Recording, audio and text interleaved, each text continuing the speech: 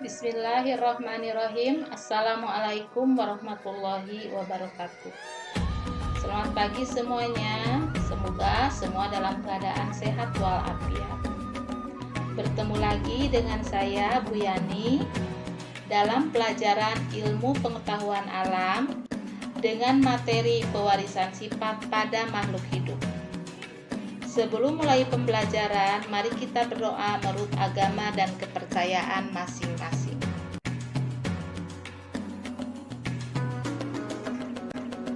Berdoa selesai.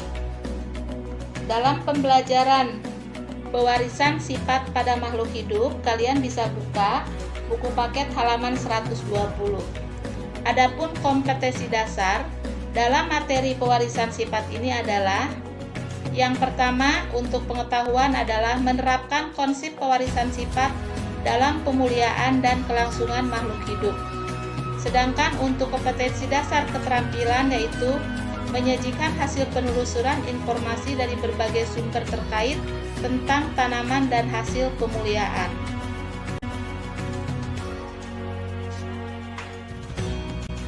Sedangkan tujuan pembelajaran dalam bab pewarisan sifat makhluk hidup ini adalah setelah mendengarkan penjelasan guru, maka kalian diharapkan dapat 1. Mengidentifikasi struktur DNA, 2.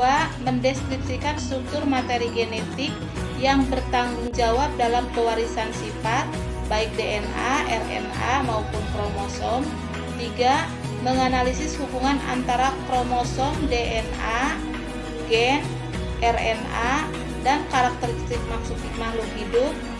4. Menjelaskan materi genetik dalam penentuan sifat.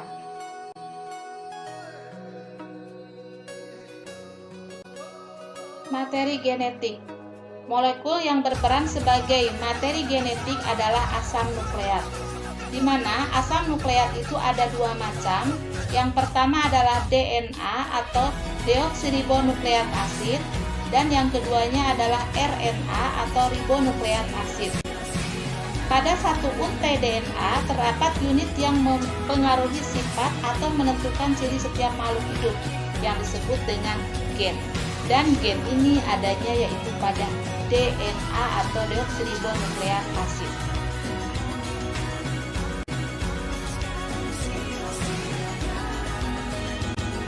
Perhatikan gambar. DNA terletak di dalam inti sel atau nukleus. DNA merupakan untaian yang sangat panjang. DNA melilit pada protein yang disebut dengan protein histon.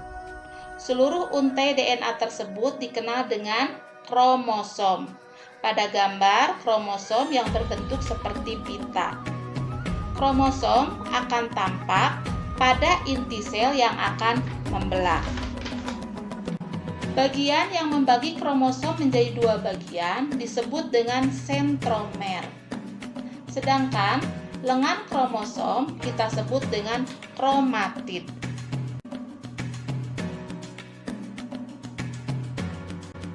Struktur DNA atau deoksiribonukleat asid dan RNA atau ribonukleat asid, yaitu fungsi DNA pembawa informasi genetik, sedangkan fungsi RNA yaitu pembawa dan penyalur informasi. Struktur DNA berbentuk double helix, sedangkan struktur RNA yaitu tunggal. Komponen penyusun DNA, gulanya gula deoksiribosa, sedangkan RNA gulanya gula ribosa. DNA disusun oleh gugus fosfat, RNA juga sama disusun oleh gugus fosfat. Untuk basa nitrogen, penyusun DNA terdiri atas basa purin dan basa pirimidin, di mana pada DNA basa purin yaitu terdiri atas adenin dan guanin, sedangkan pirimidin terdiri atas sitosin dan timin. Pada RNA, basa nitrogennya yaitu terdiri dari adenin dan guanin. Di sini pada basa pirimidin, sitosin berpasangannya dengan urasil. Tempat DNA yaitu pada nukleus, mitokondria, dan plastida. Sedangkan RNA tempatnya pada nukleus dan sitoplasma. Kadar DNA tetap, sedangkan kadar RNA berubah atau dipengaruhi sintesis protein.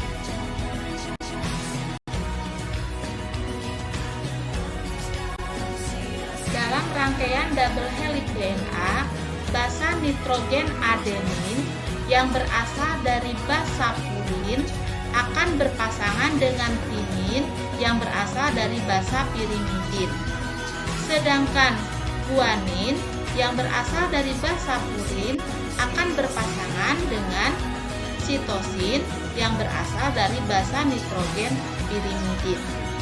Untuk rangkaian tunggal RNA, adenin yang berasal dari basa purin berpasangannya dengan urasil yang berasal dari basa pirimidin. Dan untuk guanin yang berasal dari basa purin maka akan berpasangan dengan sitosin yang berasal dari basa nitrogen pirimidin.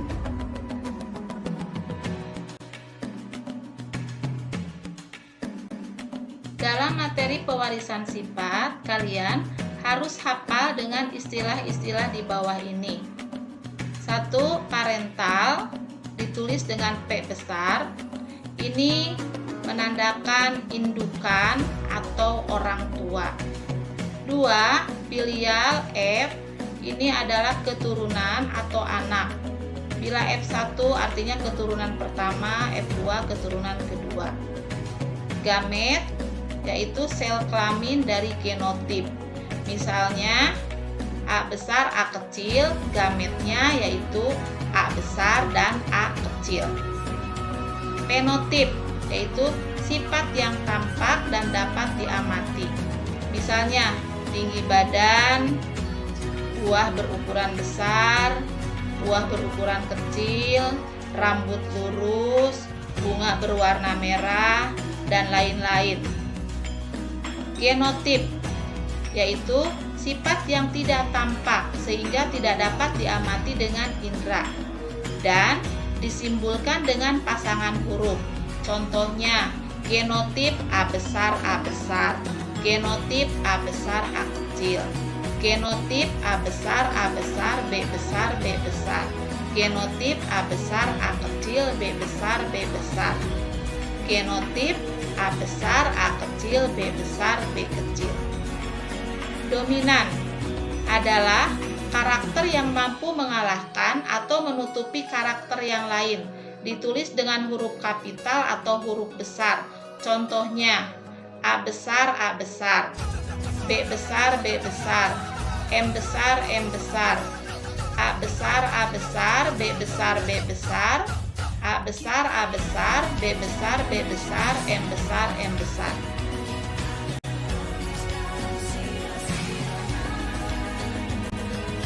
Resesif adalah karakter yang kalah. Artinya ini dikalahkan oleh karakter dominan. Ditulis dengan huruf kecil. Contohnya genotip A kecil, A kecil, genotip B kecil, B kecil, genotip M kecil, M kecil, genotip A kecil, A kecil, B kecil, B kecil, genotip A kecil, A kecil, B kecil, B kecil, M kecil, M kecil. Homozigot yaitu sifat individu yang terdiri dari gen yang sama dari tiap jenis gen. Misalnya genotip A besar, A besar, pasangannya sama kan, jadi homozigot. Homo itu sama ya. A kecil, A kecil, sama genotipnya. Genotip B kecil, B kecil, genotip B besar, B besar. Heterozigot, sifat individu yang terdiri dari gen yang berlainan dari tiap jenis gennya.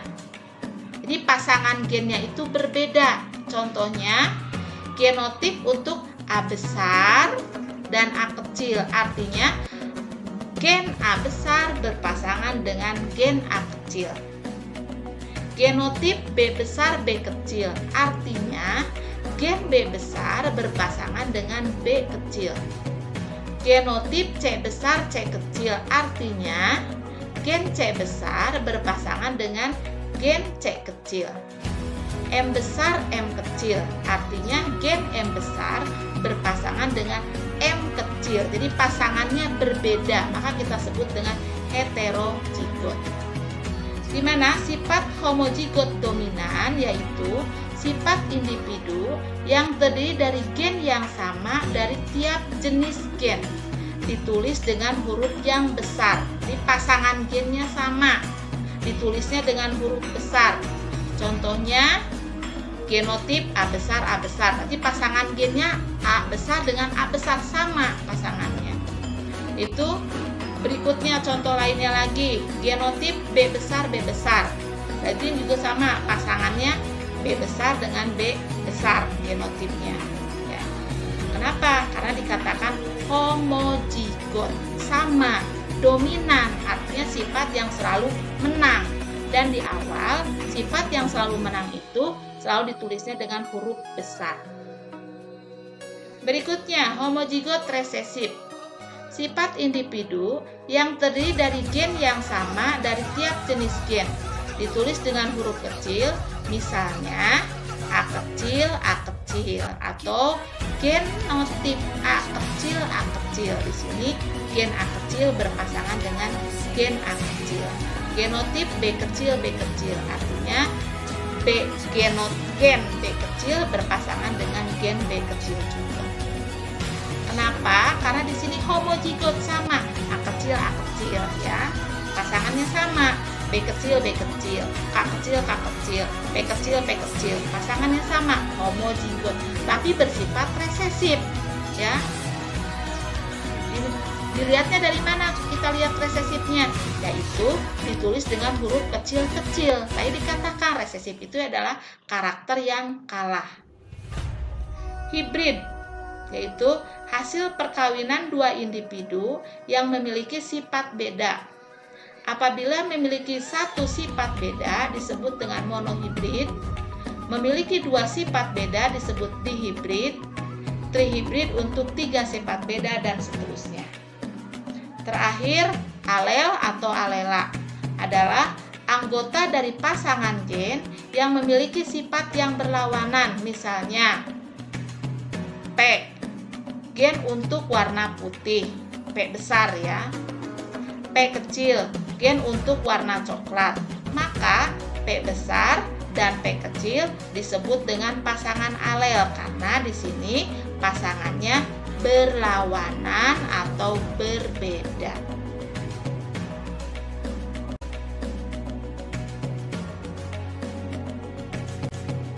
Untuk latihan, kalian buka buku paket halaman 126. Di situ ada tabel 3.1 tentang ciri anggota tubuh keluarga. Untuk mengisi tabel tersebut, kalian bisa melihat contoh tabel di sebelahnya, yaitu di tabel 3.2 halaman 120. Dan jangan lupa dijawab pertanyaannya hanya nomor 1, 2, dan 3 di buku latihan. Hasilnya difoto dan di-share di WA grup kelas. Di situ ada pertanyaan ya, tipe perlekatan cuping telinga. Bisa di sana ya, tipe perlekatan itu ada dua, ada terpisah, ada melekat. Jadi kalian tinggal lihat cuping orang tuamu bandingkan dengan kamu, apakah termasuk terpisah ya atau melekat. Kalau terpisah itu jadi ada tidak keseluruhan daun telinga itu melekat ke kulit pada daerah pipi kalian ya, pipi bagian belakang kalian. Tapi kalau yang melekat itu seluruhnya itu melekat semuanya atau menempel semuanya. Berikutnya juga ada juga di situ pertanyaan, yaitu lidah bisa menggulung membentuk huruf O. Dicontohkan lihat, jadi tinggal kalian cek, kalian sendiri bisa enggak membentuk huruf O seperti itu, dari orang tuamu ada enggak. Dan berikutnya yaitu untuk ada pertanyaan juga, apakah ibu jarimu termasuk lurus atau membengkok. Nah, itu posisinya ada contohnya dalam gambar. Selamat mengerjakan.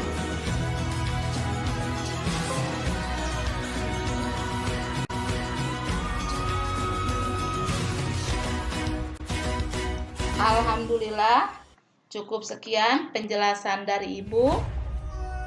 Pesan dari Ibu, tetap di rumah, jaga kesehatan, semangat dalam belajar. Terima kasih. Wassalamualaikum warahmatullahi wabarakatuh.